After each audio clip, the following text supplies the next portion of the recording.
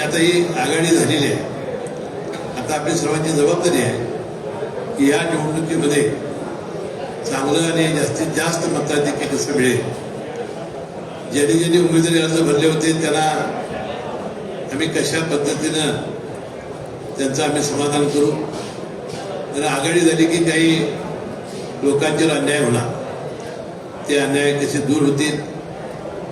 आणि आपण 4.5 वर्षामध्ये वास्तविक निवडणुकाच नव्हत्या, कोणी नगरसेवक नव्हता, तरी सुद्धा आपल्या कार्यकर्त्याला जपण्याचं काम मी असेल किंवा सुमनसिंह घाडगे यांनी केलेलं आहे. या भविष्याच्या काळामध्ये सुद्धा ज्यांनी ज्यांनी या आघाडी आणि पक्षासाठी पाठिंबा दिलेला आहे आणि उमेदवारी आपली परत घेतलेली आहे, त्यांचा योग्य तो सन्मान राखणं, त्यांचं जे योग्य ते काम करणं आणि त्यांच्या पाठीची खंबीरपणे उभं राहण्याचं काम आम्ही दोघंही करू असा विश्वास या निमित्ताने व्यक्त करतो.